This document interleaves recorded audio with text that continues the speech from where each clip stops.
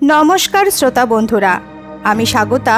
এসো গল্প শোনাই চ্যানেলের আরেকটি নতুন পর্বে আপনাদের সবাইকে স্বাগত জানাই।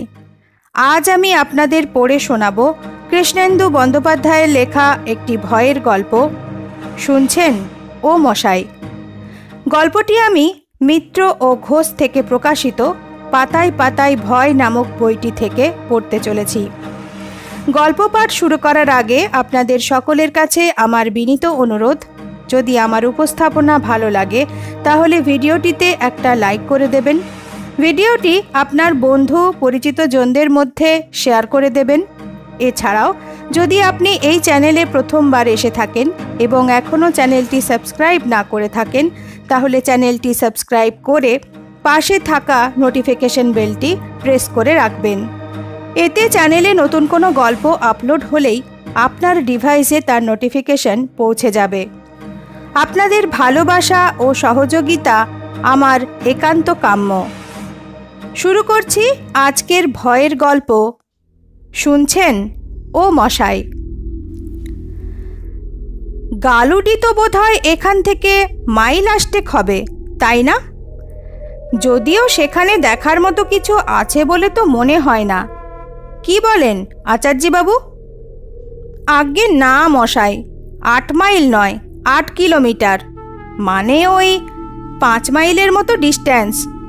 যেতে চাইলে যেতেই পারেন, তবে সিনিক বিউটি ছাড়া আর কিছুই দেখার নেই ওখানে। তার চেয়ে বলি কি, চলুন না কাল সকালে ফুলডুংরিতে একটা ট্রিপ করা যাক। বেশি দূর নয়, এই তো কাছেই। আপনাদের হোটেল থেকে বড় জোর 10-15 মিনিটের রাস্তা। সেটা মন্দ বলেননি। ঘন জঙ্গল, পাহাড়, রহস্যময় আদিম প্রকৃতি, বেশ একটা অ্যাডভেঞ্চার গন্ধ আছে ব্যাপারটার মধ্যে। কি বলিস ভাস্কর? কথাটা বলে ভাস্করের মুখের দিকে তাকাই। ভাস্কর যেন একটু চিন্তিত মুখে মাথা নেড়ে সায় দেয় কথাটায়। ওর চিন্তার কারণটা বুঝতে পারি না, কিন্তু আমার কথায় বেজায় খুশি হয়ে আচার্যবাবু জোরে জোরে মাথা নাড়তে থাকেন, আর সেই তালে তালে দুলতে থাকে ওর গলার মাফলারটা। স্প্রিং দেওয়া পুতুলের মতো সেই ঘাড় নাড়া দেখে হাসি চাপতে মুখটা অন্যদিকে ঘুরিয়ে নিই। ভদ্রলোকের নাম খগেন আচার্য। আমাদের সঙ্গে আলাপ হয়েছে সবে গতকাল। দিন তিনেকের ছুটি পেয়ে কোথায় যাব করতে করতে শেষে এই ঘাটশিলাতেই চলে এলাম আমি আর ভাস্কর। আর প্রথম দিনেই এখানকার বিখ্যাত এবং অতি প্রাচীন রঙ্কিনী মন্দির দেখতে গিয়ে আলাপ হয়ে গেল ভদ্রলোকের সঙ্গে।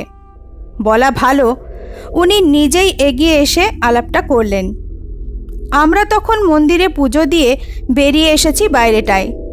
ঘুরে ঘুরে চারপাশটা দেখছি। এমন সময় হঠাৎ পেছন থেকে একটা খ্যানখ্যানে ডাক, এই যে শুনছেন ও মশাইরা, শুনছেন? হঠাৎ করে সেই তীব্র তীক্ষ্ণ সরু গলার ডাকটা শুনে দুজনেই চমকে উঠেছিলাম। পিছন ফিরে দেখি একজন ছোটোখাটো চেহারার মানুষ হাসি হাসি মুখ করে জুতো মশমশিয়ে এগিয়ে আসছেন আমাদের দিকে। শুকনো চিমসে মার্কা মুখ, কুতকুতে দুটো চোখ, ব্যাকব্রাশ করা চুলে সে মুখের রূপ যেন আরও খোলতাই হয়েছে। আর সবচেয়ে লক্ষণীয় তার নাক। তীক্ষ্ণ ধারালো নাকটি কাকাতুয়ার ঠোঁটের মতো বাঁক নিয়ে নেমে এসেছে নিচের দিকে। পরনে লুটিয়ে পড়া ধুতি, গায়ে হাতাওয়ালা শার্ট। আর অদ্ভুত ব্যাপার হলো, এই ঘামঝরা গরমেও একটি সাদা মাফলার জড়ানো রয়েছে ভদ্রলোকের গলায়। সব মিলিয়ে যেন 50 দশকের বাংলা ফিল্মের একটি জ্যান্ত চরিত্র। লোকটির ভাবভঙ্গি দেখে রীতিমতো হাসি পাচ্ছিল, কিন্তু অভদ্রতা হবে ভেবে চুপ করেই রইলাম। ততক্ষণে ভদ্রলোক কিন্তু গড়গড় করে কথা বলতে শুরু করে দিয়েছেন আমাদের সঙ্গে। আর কিছুক্ষণের আলাপেই দু বন্ধুর কাছে এটা পরিষ্কার হয়ে গেল যে এই এলাকা সম্বন্ধে এমন নিখুঁত খবর বোধহয় এখানকার কোনো গাইডেরও নেই। যদিও আচার্যবাবু এখানকার স্থানীয় বাসিন্দা নাকি আমাদের মতোই ট্যুরিস্ট, সেটা আমার বা ভাস্করের কারোর কাছেই পরিষ্কার হলো না। বুঝলেন তো, এই রঙ্কিনী মাতা কিন্তু আসলে মা কালীরই এক রূপ। ধলভূম রাজত্বের রাজা জগন্নাথ এই মন্দিরের প্রতিষ্ঠাতা। তবে কোন কালে যে এই মন্দির প্রতিষ্ঠিত হয়েছিল সেটা কিন্তু কেউ জানে না, ব্যাখ্যা করছিলেন খগেনাচার্য। আমরা তখন মন্দিরের এলাকা ছেড়ে পায়ে পায়ে হাঁটতে শুরু করেছি বাজারের দিকে। তার মধ্যেই আচার্যবাবুর মুখে পুরনো ইতিহাস শুনতে মন্দ লাগছিল না। ভাস্কর বলে ওঠে, শুনেছি এ মন্দিরটা নাকি আগে গালুডিতে ছিল, পরে এখানে সরিয়ে আনা হয়। আজ্ঞে হ্যাঁ, ঠিকই শুনেছেন, তবে কারণটা কিন্তু এখনও অজ্ঞাত। আসলে কি জানেন, এ মন্দিরটা হচ্ছে এখানকার ভূমিজ জাতির লোকেদের জন্য।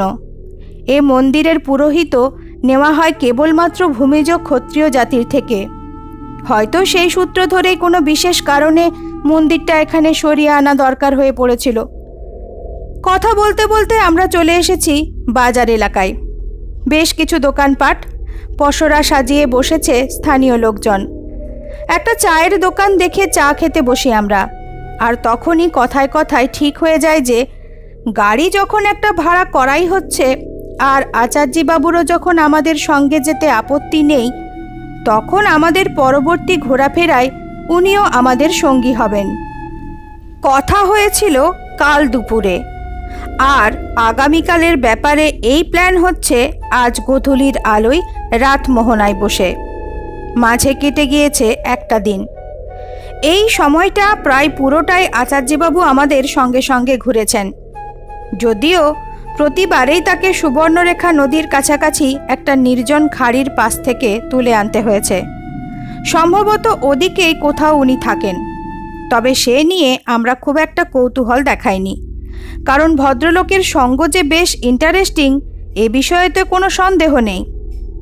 আজ সারাদিনে গুরুডি বাঁধ বা সুবর্ণরেখার অপরূপ শোভায় অবগাহন, আর বিকেলে রাতমোহনার টিলার ওপর এক অসাধারণ সূর্যাস্ত দেখার অভিজ্ঞতা মন ভরিয়ে দিয়েছে আমাদের।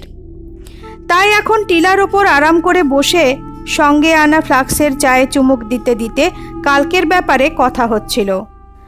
যদিও গালুডি যাবার ইচ্ছে আমাদের ছিল 16 আনা, কিন্তু শেষ পর্যন্ত আচার্যবাবুর কথাতেই আমরা সায় দিলাম। ঠিক হলো কাল সকাল 9টায় আমরা রওনা দেব ফুলডুংরি পাহাড়ের দিকে। আর রোজকার মতোই যাবার পথে সেই নির্জন খাড়িটার পাশ থেকে গাড়িতে তুলে নেব আচার্যবাবুকে। সকাল 9:30টার ভেতরেই আমরা পৌঁছে গেলাম ফুলডুংরিতে।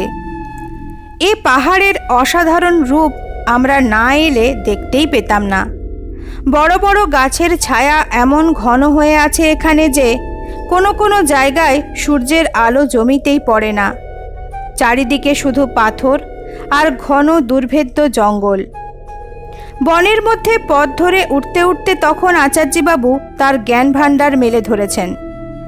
জানেন তো, এই ফুলডুংরি পাহাড়ি বলুন কিংবা ধারাগিরি জলপ্রপাত, এসব এলাকায় এমন বহু গাছ বা পাথর আছে যার কোনো কোনোটা কিন্তু বহু আদিম যুগের। অতি প্রাচীনকাল থেকে প্রকৃতি তার মায়াজাল বিছিয়ে রেখেছে এখানে। তাই এই সব এলাকায় এমন বহু অজানা রহস্য আজও লুকিয়ে আছে, যার খবর এখনো সভ্য জগতে পৌঁছয়নি। কথাগুলো শুনতে শুনতে কেমন একটা গা ছমছমে শিহরণ যেন ছাড়িয়ে যাচ্ছিল মনের ভেতরে, সেই সঙ্গে রোমাঞ্চকর একটা অনুভূতি। যদি আমরাও তেমন কোনো অজ্ঞাত রহস্যের মুখোমুখি হই। এই পাহাড়ে বুনো শুয়োর বা হাতির আনাগোনা আছে বলে শোনা যায়, আর সেই ভেবেই কাল থেকে ভাস্কর একটু চিন্তিত ছিল। কিন্তু আমাদের অস্বস্তি বা আশঙ্কা দেখেই বোধহয় হোটেলের ম্যানেজার আজ টিংলু নামে একটা আদিবাসী ছেলেকে আমাদের সঙ্গে দিয়েছেন। যদিও আচার্যবাবুর যে ব্যাপারটা একেবারেই ভালো লাগেনি সেটা তার হাবে ভাবেই বোঝা যাচ্ছে, আর টিংলুও তাই হয়তো একটু ভয়ে ভয়েই ওকে এড়িয়ে থাকছে। পাহাড়ের মাথায় যখন উঠলাম তখন রোদ বেশ চড়া হয়ে উঠেছে, কিন্তু উঠেই চোখ যেন জুড়িয়ে গেল। পাহাড় চড়ার ক্লান্তি নিমেষে উধাও। এখান থেকে গোটা ঘাটশিলা শহরটা দেখা যাচ্ছে। ছবির মতো সুন্দর তার রূপ। বেশ কিছুটা দূরে গুরুডির বাঁধ। একদিকে দূরে অসংখ্য ছোট বড় টিলা আর পাহাড় গায়ে গায়ে দাঁড়িয়ে আছে। ওখানেই আছে পঞ্চপাণ্ডব পাহাড় ও মন্দির, যেখানে নাকি একটা পাথরের গায়ে 5টা মানুষের মুখ প্রাকৃতিক কারণেই সৃষ্টি হয়েছে, যাকে স্থানীয় লোকেরা পঞ্চপাণ্ডবের মূর্তি বলে মানে ও পুজো করে। আচার্যবাবু এই সব জায়গাগুলো আমাদের এক এক করে দেখিয়ে দেখিয়ে চিনিয়ে দিচ্ছিলেন, আর আমরা মন্ত্রমুগ্ধের মতো শুনে যাচ্ছিলাম। যদিও রোদের প্রকোপে খুব বেশিক্ষণ এখানে থাকা যাবে না বোঝা যাচ্ছিল, কিন্তু এই ভালো লাগাটা ছেড়ে চলে যেতেও ইচ্ছা করছিল না। এইভাবে কতক্ষণ কেটেছে বুঝতে পারিনি। হঠাৎ দূরে একদিকে আঙুল দেখিয়ে আচার্যবাবু চেঁচিয়ে উঠলেন, হাতি, হাতি! নিমেষে আমরা সবাই মিলে সেদিকে তাকাই, কিন্তু কোথায় হাতি? কিছুই তো দেখতে পাচ্ছি না। চোখ কুঁচকে ভালো করে দেখার চেষ্টা করি, কিন্তু তাতেও কিছুই চোখে পড়ে না। সে কি মশাই, দেখতে পাচ্ছেন না? ওই তো দলমা রেঞ্জের রাস্তায় একপাল হাতি, সামনে একটা বাচ্চা হাতিও আছে। কিছুই দেখতে পাচ্ছেন না? শুধু আমরা নই, টিংলুও চোখের ওপর হাত রেখে ভালো করে দেখার চেষ্টা করে। তারপর হাল ছেড়ে দিয়ে বলে, কোথাকে রে, হাতি কোথাকে? অগত্যা ঝোলা থেকে বাইনোকুলারটা বার করে চোখের সামনে ধরি, আর অবাক বিস্ময়ে দেখি সত্যিই তাই। এই শক্তিশালী দূরবীনেও খুব অস্পষ্টভাবে দেখা যায় একপাল হাতি দলমার দিকে রাস্তা ধরে সার বেঁধে চলেছে। তাদের সামনে সামনে চলেছে ছোট্ট সুন্দর একটা বাচ্চা হাতি। চোখ থেকে বাইনোকুলার নামিয়ে নিঃশব্দে ভাস্করের হাতে দিই, আর অবাক হয়ে আচার্যবাবুর দিকে তাকাই। এ কি অদ্ভুত ব্যাপার! এই অসম্ভব ক্ষমতা উনি অর্জন করলেন কি করে? ততক্ষণে ভাস্করও দৃশ্যটা দেখেছে, আর আমারই মতো নির্বাক হয়ে দেখছে আচার্যবাবুকে। ওর কিন্তু কোনো হেলদোল নেই। ব্যস্ত সমস্ত হয়ে উনি বললেন, চলুন এবার ফেরা যাক। রোদ প্রচণ্ড চড়া হয়ে গিয়েছে, বেলাও বেড়ে গিয়েছে অনেক। ফিরতে ফিরতে বেশ দেরি হয়ে যাবে। আমরা কোনো কথা না বলে ফেরার পথ ধরলাম। এবার টিংলু চলল সবার আগে আগে, কারণ আমরা এবার আগের পথে না ফিরে একটা অন্য পথ ধরে ফিরব। আর সেই শর্টকাট রাস্তায় টিংলুই আমাদের গাইড। পাহাড়ের মাথা থেকে নামতে নামতেই ওই প্রখর চড়া রোদ আর নেই। ঘন জঙ্গলের মধ্যে রোদ আর ছায়ার লুকোচুরি। তার মধ্যে যত দ্রুত সম্ভব পা চালিয়ে নামছিলাম আমরা। গাড়িটা রয়েছে পাহাড়ের নিচে প্রায় 8 কিলোমিটার দূরে। অনেকটাই হাঁটতে হবে আমাদের। এমন সময় হঠাৎ থমকে দাঁড়িয়ে পড়েন আচার্যবাবু। হাত তুলে থামতে ইশারা করেন আমাদের। আমরাও চমকে উঠে দাঁড়িয়ে পড়ি। ওনার ঠিক পিছনেই ছিল ভাস্কর। ও জিজ্ঞেস করে ওঠে, কি ব্যাপার, কি হলো আচার্যবাবু? ভদ্রলোক কথা না বলে মুখে আঙুল দিয়ে আমাদের চুপ করতে বলেন। তারপর নিজে তার শীর্ণ মাথাটা একদিকে হেলিয়ে দিয়ে কি যেন শোনার বা বোঝার চেষ্টা করতে থাকেন। আমরাও কেমন একটা অজানা আতঙ্কে যেন সিটিয়ে যাই। কথা না বলে চুপচাপ ওর ভাবভঙ্গি লক্ষ্য করতে থাকি। ব্যাপারটা কি? কোনো বন্য জন্তুর সাড়া পেয়েছেন নাকি ভদ্রলোক? মিনিটখানেক ওইভাবে থেকে ভদ্রলোক যেন প্রায় ফিসফিসিয়ে বলার মতো করে বলেন, একটা গন্ধ পাচ্ছেন? কেমন পচা পচা গন্ধ। আমরা অবাক। এই রকম পরিবেশে এ আবার কি অদ্ভুত কথা। তবু বলতেই হয় যে না, সেরকম কোনো গন্ধ আমরা পাইনি। শুনে ভদ্রলোক যেন অসন্তুষ্ট মনেই মাথা নাড়তে নাড়তে আবার নামতে থাকেন নিচের দিকে। পেছন পেছন আমরাও। ততক্ষণে বন্যজন্তুর ভয়টা মন থেকে মুছে গিয়েছে। তার বদলে জায়গা নিয়েছে কৌতুক। দুজনে মুখ চাওয়াচাই করছি আর মুচকি হেসে ভাবছি, এই ভদ্রলোকের আর কত অদ্ভুত ব্যাপার আমরা দেখব। তখনও কি জানি কি অসামান্য অভিজ্ঞতা আমাদের জন্য অপেক্ষা করে আছে। আরও প্রায় মিনিট 10 চলেছি। তারপর নামতে নামতে প্রায় পাহাড়ের নিচে নেমে এসেছি। এমন সময় একসঙ্গে আমাদের দুজনেরই নাকে এসে ঢুকলো একটা তীব্র পচা গন্ধ। কোনো জীবজন্তু মরে পচে গিয়ে যে বিকট গন্ধটা ছাড়ে, অবিকল সেই গন্ধ। টিংলুও দেখি নাকে চাপা দিচ্ছে, তার মানে ও গন্ধটা পেয়েছে। কিন্তু সেই মুহূর্তে অবাক হয়ে দেখি আচার্যবাবু আমাদের হাঁটা পথের মূল রাস্তাটা ছেড়ে শালবনের দিকে এগিয়ে যাচ্ছেন তড়বড় করে। হৈ হৈ করে উঠি, এ কি আচার্যবাবু, কোথায় যাচ্ছেন, কোথায় যাচ্ছেন? ভদ্রলোক কানেই তোলেন না কথাটা, মনে হলো শুনতেই পাননি কিছু। উল্টে কেমন দিশেহারা ভঙ্গিতে আধো আলো অন্ধকারের মধ্যে হনহন করে এগিয়ে যান। আমরা এক মুহূর্ত দ্বিধান্বিত, তারপরেই তার পিছনে পেছনে ছুটে যায়। শালবনের ভেতর দিকটায় একটু এগোতেই গন্ধটা আরও তীব্র আর ঝাঁঝালো হয়ে উঠল। রুমাল বার করে নাকে দিলাম। একটু দূরেই আচার্যবাবু একটা ঝোপের সামনে গিয়ে দাঁড়িয়ে পড়েছেন। ওর পাশে গিয়ে দাঁড়াতেই দেখি যা অনুমান করেছিলাম তাই। একটা শিয়াল সেখানে মরে পড়ে আছে, ফুলে ঢোল হয়ে গেছে তার শরীর, মাছি ভ্যান ভ্যান করছে তার চারিদিকে। আর ওখানে দাঁড়াতে পারছিলাম না, দুজনে মিলে প্রায় জোর করেই টেনে নিয়ে এলাম আচার্যবাবুকে। হোটেলে ফিরতে ফিরতে প্রায় 1:45। ফেরার পথে যথারীতি সেই নির্জন খাড়ির পাশটায় আচার্যবাবুকে নামিয়ে দিয়ে ফিরে এসেছি হোটেলে। কিন্তু মনের ভেতরে কোনো স্বস্তি নেই। এইটুকু সময়ের মধ্যে ভদ্রলোকের আচরণে কেমন যেন একটা পরিবর্তন লক্ষ্য করেছি হঠাৎ। তার সেই প্রগলভ ভাবটা চলে গিয়ে তিনি যেন কেমন গুম হয়ে গেছেন। আমরা বারবার তাকে এই অদ্ভুত ব্যবহারের কারণ জিজ্ঞেস করা সত্ত্বেও একটা কথাও বার করতে পারিনি তার মুখ থেকে। ফলে ভাস্কর সেই যে থমথমে মুখে চুপ করে গিয়েছে, তাকে আর ঘাঁটাতে সাহস পায়নি। আর টিংলুও দেখলাম কেমন একটা ভয়ে সিঁটিয়ে গিয়ে বসে আছে গাড়ির এক কোণে। আমি নিজে কিছুই বুঝছি না, শুধু মনের মধ্যেটা কি এক অজানা অভাবিত ঘটনার আশঙ্কায় যেন থম মেরে আছে। সেই অবস্থাতে স্নান-টান সেরে ফ্রেশ হয়ে নিচে ডাইনিং হলে এলাম। জমিয়ে লাঞ্চ সেরে তোফা একটা ঘুম দিয়ে জড়তাটা কাটাতে হবে। বিকেলে আবার ধারাগিরি জলপ্রপাত দেখতে যাওয়ার কথা আছে। ডাইনিং হলে তখনও দেখলাম বেশ ভিড়, তার মানে অনেকেই সাইট সিইং করে দেরিতে ফিরেছে। লোকজনের গুঞ্জন, থালা বাসনের শব্দ আর ওয়েটারদের ব্যস্ততায় হলের ভেতরটা সরগরম। একটা ফাঁকা টেবিল খুঁজে নিয়ে আমরা বসলাম। দুজনেই চুপচাপ, যে যার নিজের চিন্তায় মগ্ন।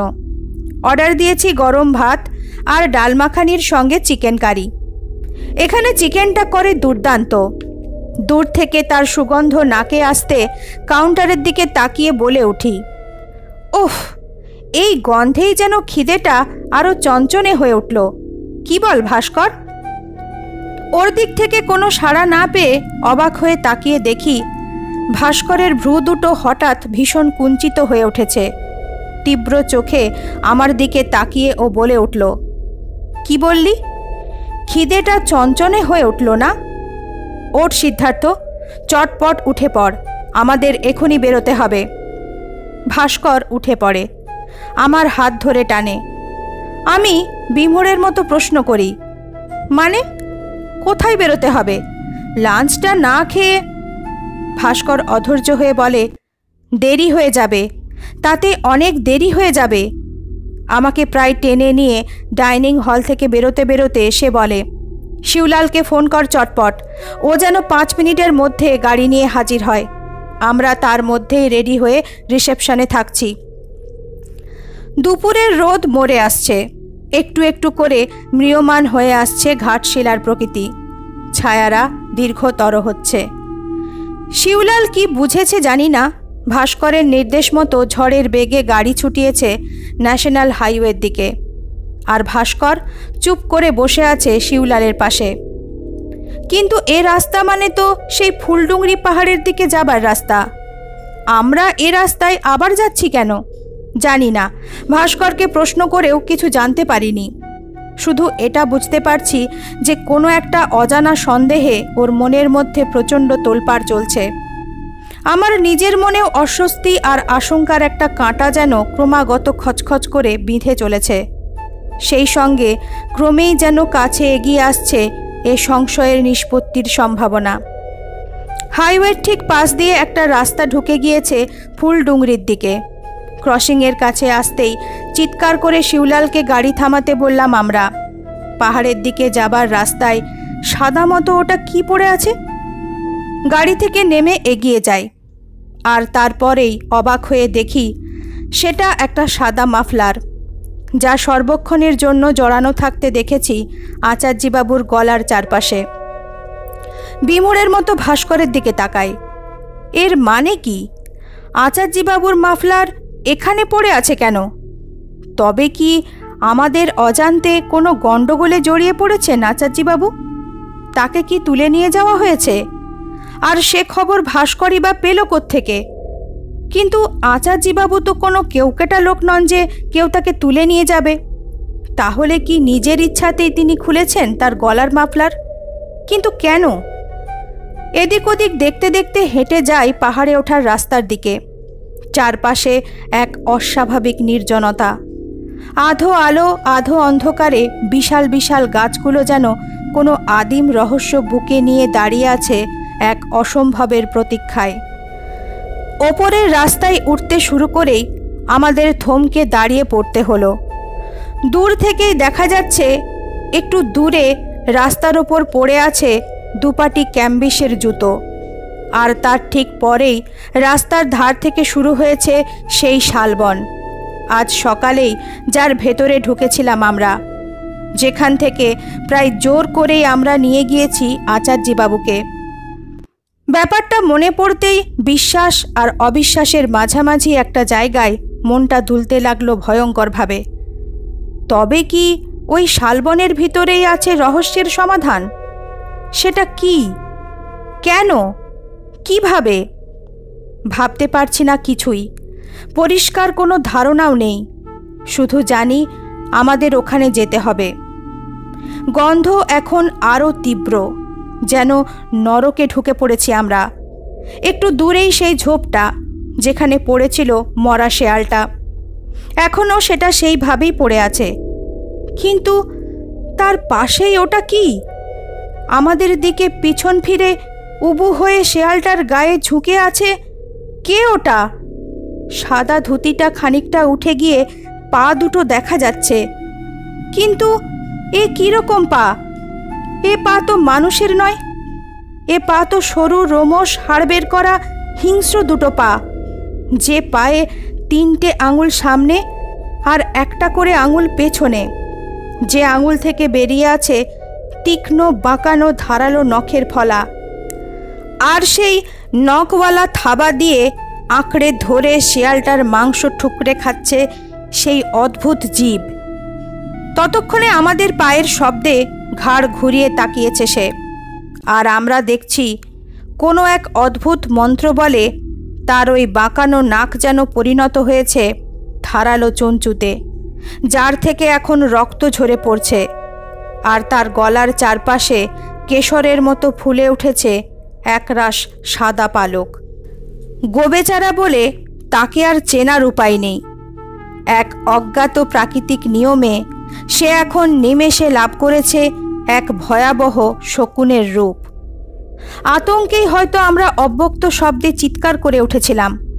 সেই শব্দে জীবটি তার কুতকুতে বিভৎস দুটি জিঘাংসাময় চোখ দিয়ে এক পলক তাকিয়ে রইল আমাদের দিকে। তারপর উবু হওয়া অবস্থা থেকে একটু যেন উঠে দাঁড়ালো, হাত দুটো দুদিকে ছড়িয়ে দিল, তারপর হাওয়ায় ভাসিয়ে দিল শরীর। তার হাত এখন আর হাত নেই, সে হাতে পালক বসানো দুটি ডানা। উড়তে উড়তে গভীর শালগাছের বনের ওপর দিয়ে হারিয়ে গেল আমাদের চোখের আড়ালে। সকালের ট্রেন হু হু করে ছুটে চলেছে কলকাতার দিকে। জানলার ধারে মুখোমুখি দুটো সিটে চুপ করে বসে আছি আমি আর ভাস্কর। কথা বলার কোনো সামর্থ্য নেই আমাদের, শুধু বারবার মনে জেগে উঠছে সেই কথাগুলো। এই সব এলাকায় এমন বহু অজানা রহস্য আজও লুকিয়ে আছে, যার খবর এখনো সভ্য জগতে পৌঁছয়নি। সত্যি, কেন যে আমরা এখনো শিক্ষার বড়াই করি বুঝি না। প্রকৃতির রহস্যের কাছে আমরা যে কতটা শিশু তা প্রকৃতি মাঝে মাঝে চোখে আঙুল দিয়ে দেখিয়ে দেয়। তাই ওই অমানবিক দৃষ্টিশক্তি, ওই অসম্ভব ঘ্রাণ শক্তি বা পচা গন্ধের প্রতি ওই তীব্র আকর্ষণ দেখেও আমাদের পক্ষে কোনো ধারণা করাই সম্ভব হয়নি। শুধু টিংলু প্রকৃতির সন্তান বলেই হয়তো অবচেতনে টের পেয়েছিল কোনো অস্বাভাবিকতা, তাই অজানা একটা ভয় ওকে দূরে সরিয়ে রেখেছিল। কিন্তু এ ঘটনার কি এখানেই শেষ? মনে তো হয় না। আবার কিছুদিন পরেই হয়তো এমনই কোনো পাহাড়ি অঞ্চলে আমাদেরই মতো কোনো ট্যুরিস্ট দেখা পাবে এক ছোটোখাটো মানুষের, যার পরনে ধুতি আর শার্ট, যে ব্যাকব্রাশ চুল আর বাঁকানো নাক দিয়ে জুতো মশমশিয়ে ডেকে উঠবে তীক্ষ্ণ গলায়, শুনছেন ও মশাই, শুনছেন? শেষ হলো কৃষ্ণেন্দু বন্দ্যোপাধ্যায়ের লেখা ভয়ের গল্প শুনছেন ও মশাই। আজ এই পর্যন্তই। নতুন একটি গল্প সাথে নিয়ে তাড়াতাড়ি ফিরে আসব। সবাই ভালো থাকবেন। নমস্কার।